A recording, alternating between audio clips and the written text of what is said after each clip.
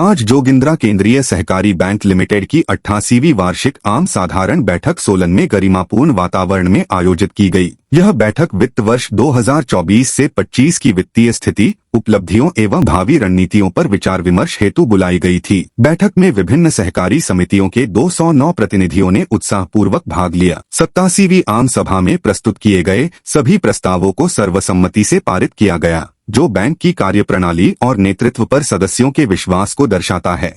Bank के chairman advocate Mukesh Sharma ने सभी प्रतिनिधियों का हार्दिक स्वागत करते हुए अपने संबोधन में वित्त वर्ष 2024 से 25 के विस्तृत वित्तीय आंकड़े एवं उपलब्धियां प्रस्तुत की।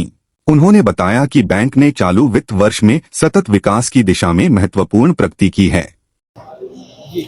आज जोगिंद्रा केंद्रीय सहकारी बैंक की 88वीं आम साधारण जनसभा यहाँ पर वो हुई है पैरागॉन में, और मुझे बताते हुए बड़ा फख्र हुआ है कि इसमें करीबन जो है 250 के करीब जो है हमारे पार्टिसिपेंट्स इसमें आए हैं, जो हमारे खाताधारक हैं, शेयर होल्डर्स हैं।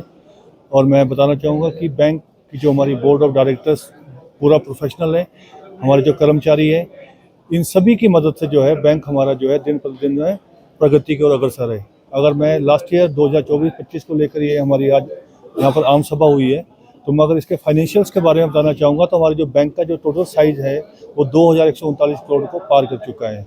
जहाँ तक मैं डिपॉजिट्स की बात करता हूँ, हमारे जो डिपॉजिट्स हैं वो 1427 करोड़ को पार कर चुके हैं। और अगर मैं आज की बात करूँ तो हमारा जो डिपॉजिट है 1500 करोड़ भी पार कर चुका है। जहाँ तक हम लोन्स एंड एडवांसेस की बात करते हैं, जिस पर बैंक जो है प्रॉफिट अर्न करता है, तो 711 करोड़ के जो लोन्स हमने 31 मार्च 2025 तक वितरित किए हैं। बैंक को मापने के लिए कुछ एक रेशियोज होती है जो आरबीआई निर्धारित करता है कि ये होनी चाहिए।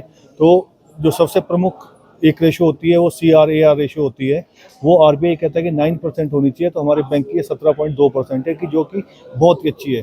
दूसरा, जो हमारे बैंक की प्रोविजनिंग कवरेज रेशियो होती है PCR, वो भी 100% है। इसका मतलब है कि जो हमारे बैड लोन्स हैं उनको कवर करने के लिए हमने पूरा प्रोविज़न किया हुआ है। दूसरा, बैंक को मापने के लिए हमारा होता है NPA। तो जो बैंक का नेट NPA है वो पिछले 3 सालों से 0% है, और जो ग्रॉस NPA है वो 2.76% है। लास्ट ईयर तो हमने जो है 4 नई शाखाएं खोली थी। बैंक प्रगति कर रहा है। अभी हाल ही में बैंक को जो है मुंबई में बेस्ट NPA मैनेजमेंट के लिए अवार्ड भी दिया गया है। तो ये बैंक की जो है वित्तीय प्रबंधन को ही दिखाता है।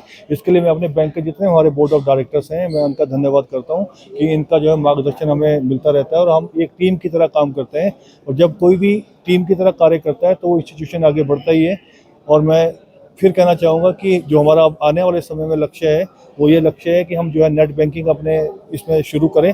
उसके लिए हमने आरबीआई से निवेदन किया है, और हम जो है आने वाले समय में मोबाइल के माध्यम से जो है अपने कस्टमर्स को लोन भी मुहैया करवाएंगे। इस तरह की भी हमने, क्योंकि इन्फोसिस से हमने करार किया है, और हमारा जो इन्फोसिस जैसी कंपनी है उनके साथ फिनेकल 10 को लेकर माइग्रेशन का कार्य पूरा हो चुका है। अब हमने मोबाइल ऐप में हम और क्या सुविधाएं ऐड ऑन कर सकते हैं, उसकी दिशा में ये बैंक कार्य करेगा। आप सभी का एक बार बहुत बहुत धन्यवाद। हमारा जो नेट NPA है वो पिछले 3 सालों से 0% है।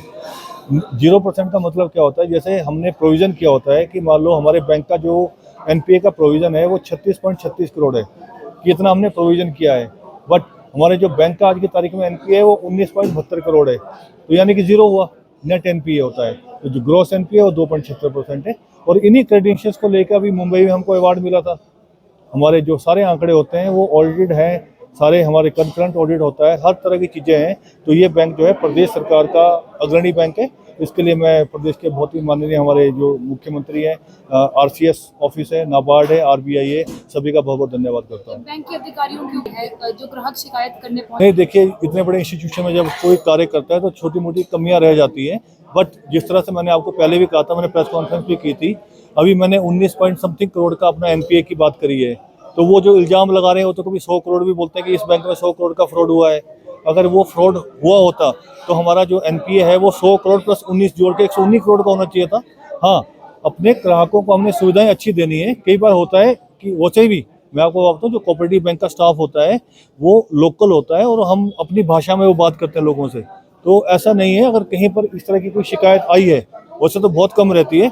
और अगर आज इस AGM में कुछ लोगों ने सुझाव हमें दिए हैं, तो अगले AGM तक हम उसको दुरुस्त कर देंगे और उनकी हम सारी चीज़ों को जो है दूर करेंगे। AGM में कोई बड़ा सुझाव नहीं, बड़ा सुझाव कोई ऐसा नहीं है लोगों के जो है। और क्योंकि कॉपरेशन का मतलब ये है, कोऑपरेटिव का मतलब ये है कि एक दूसरे के सहयोग से हम आगे बढ़ते हैं।